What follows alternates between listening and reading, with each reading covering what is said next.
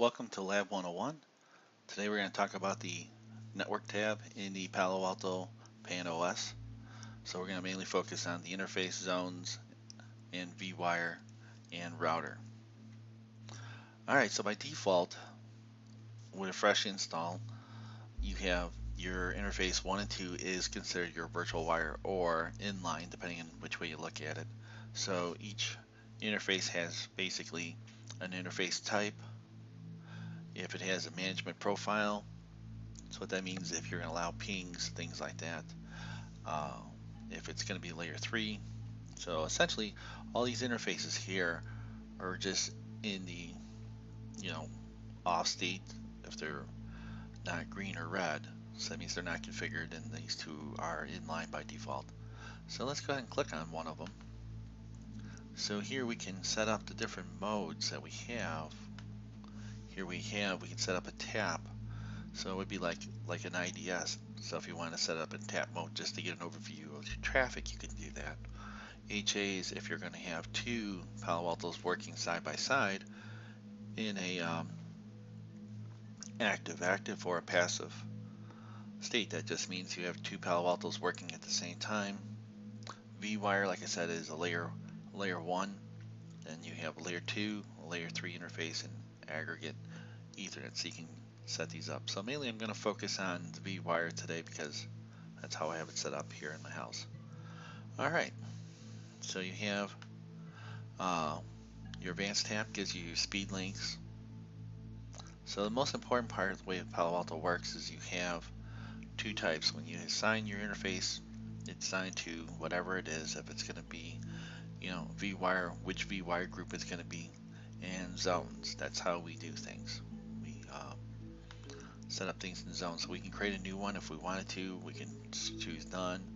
So we're going to just leave the default one. So you have, essentially right now we have two zones we've created.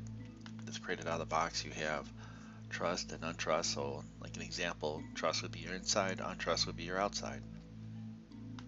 So in a vWire mode, you can only have two zones. If you were converting this into a virtual router, you can have multiple zones as many interfaces you have in it, and multiple interfaces can be in the same zone too.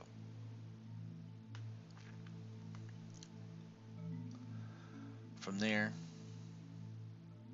we have our zones. So one of the things I want to point out here in the zones here, essentially this is where it shows you where they're created. It tells you the type, if they belong to a router or a vWire, or what they're being used for.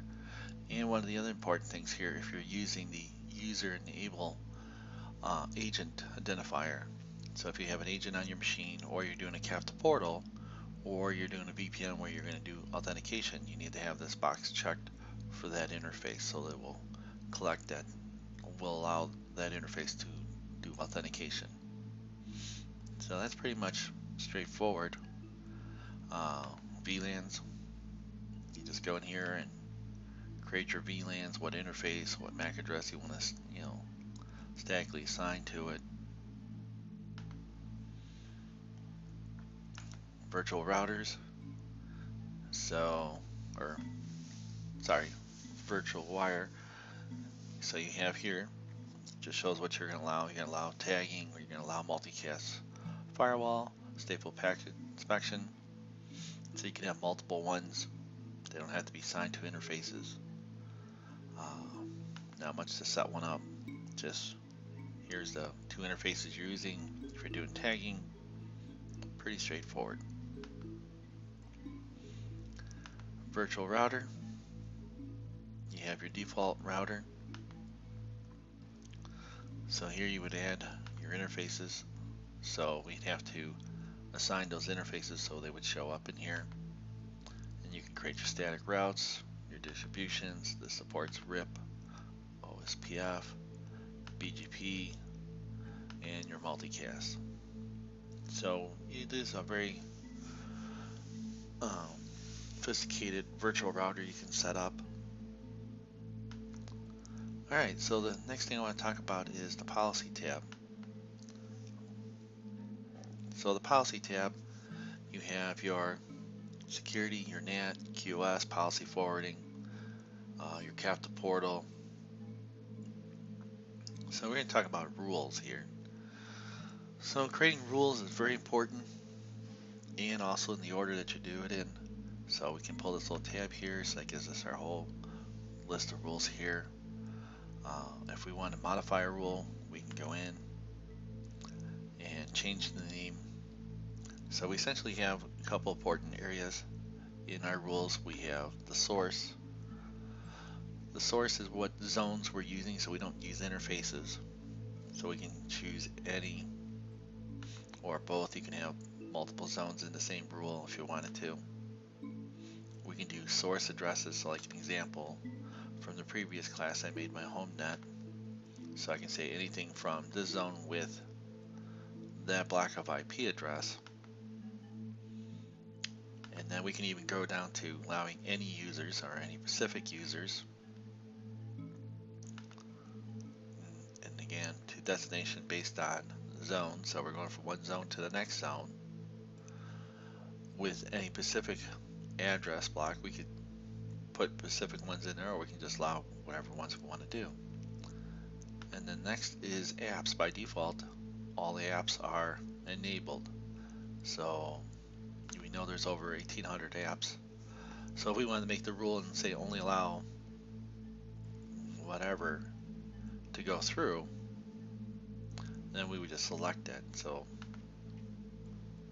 in here, services, if we wanted to allow any specific ports, things like that. URL categories. So if you have the URL license, you can go in here and then add, whatever. So let's say we want to add news. And then we go to the action. So by default, traffic is allow.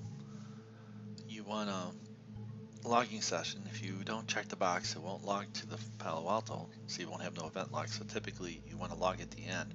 The only time you do at the start is if you're going to try to do some troubleshooting, some debug, and then forwarding if you have like a panorama or log serving server that you want to send the data to, you can do that. And then if you have some type of schedule for this particular rule, and if you have QoS, if you have some type of QoS type setup, and then profiles. I'll go over profiles later, but if you have the different URL license like antivirus, an IDS, IPS, URL, file blocking, that comes with just the standard support. Data filtering comes with the data standard support. And then we did OK.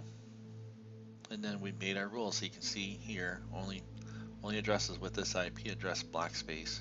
And then what's cool is you can go right here, go down, and you value tells you right here 192.168.111.0/24 network.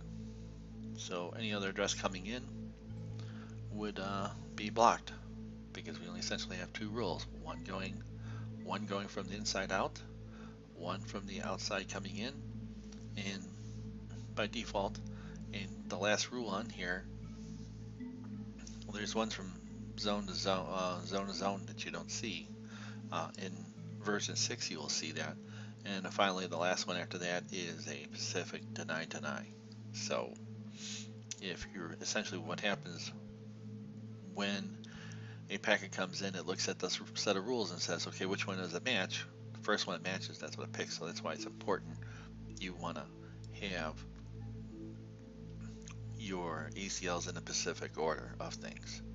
And then when you're done making your changes, of course, you hit commit.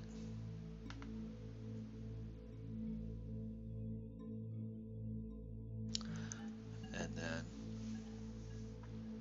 that'll take a couple minutes, and then the commit will be changed, and there your rules will be applied. All right, thanks for watching.